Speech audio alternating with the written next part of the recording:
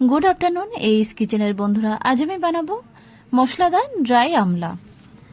তো চলুন দেখে নেওয়া যাক। মশলাদার ড্রাই আমলা বানানোর জন্য এখানে আমি নিয়েছি 4 কেজি আমলকি। আমলকি আমাদের মুখে রুচি আনে এবং পেটের হজমের যে কোনো সমস্যায় আমলকি খুবই উপকার দেয়। তো চলুন প্রথমে আমলকিগুলো বেশ কয়েকবার ভালোভাবে ধুয়ে পরিষ্কার করে নেব, এরপরে বয়েল করে নেব। দেখুন, বয়েল করার জন্য একটা প্রেসার কুকারের মধ্যে দিয়ে দিচ্ছি পর্যাপ্ত পরিমাণে জল দিয়ে সিটি দিয়ে নেব 2টো সিটি। দেখুন, পর্যাপ্ত পরিমাণে জল দিয়ে 1 চামচ লবণ দিয়ে দেবো, দিয়ে ঢাকনাটা লাগিয়ে দিয়ে 2টো সিটি দিয়ে নেব। 2টো সিটি হয়ে গেছে, এবার ঢাকনাটা খুলে দিয়ে আমলকিগুলো জল ঝরিয়ে নেব। জল ঝরিয়ে নেওয়ার পরে একটু ঠান্ডা হয়ে গেলে এবার আমলকিগুলো বীজ থেকে আলাদা করে নেব। হালকা চাপ দিতেই আমলকিগুলো বীজ থেকে আলাদা হয়ে আসছে। এইভাবে সমস্ত আমলকি ছাড়িয়ে নেব। আমলকিগুলো শুকিয়ে নেওয়ার জন্য একটি বড় প্লেটের উপরে আমি একটা পলিথিন দিয়ে দিয়েছি। এবার ওই প্লেটের উপর ছাড়া ছাড়া ভাবে আমলকিগুলো দিয়ে দেবো। এদিকে আলাদা একটা মশলা বানিয়ে নেব।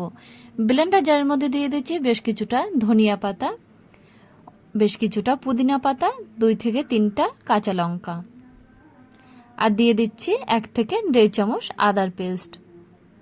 এই সবগুলো দিয়ে একটা ভালোভাবে পেস্ট বানিয়ে নেব। সমস্ত আমলকি বীজ থেকে আলাদা করার পরে আমলকির সাথে মিশিয়ে দিচ্ছি 1 চামচ বিট লবণ,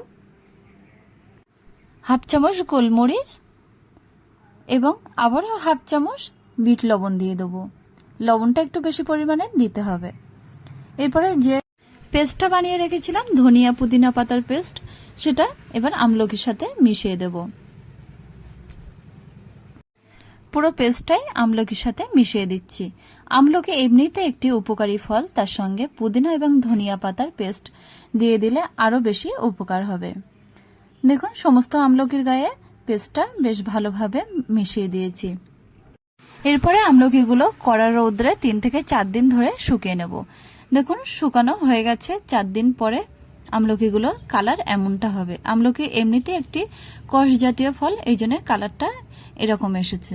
তৈরি হয়ে গেছে মশলাদার ড্রাই আমলা। এইভাবে যদি আমলকি শুকিয়ে এয়ারটাইট কন্টেনার মধ্যে রেখে দিলে সারা বছর ভালো থাকবে। রিচ জাতীয় কোনো খাবার খাওয়ার পরে 1 থেকে 2 টুকরা আমলকি যদি খাওয়া হয় তাহলে আপনার হজমের কোনো সমস্যা হবে না। আমার এই রেসিপিটা যদি আপনার ভালো লেগে থাকে তাহলে অবশ্যই ভিডিওতে একটা লাইক দেবেন আর আমাদের চ্যানেলটাকে সাবস্ক্রাইব করার অনুরোধ রইল।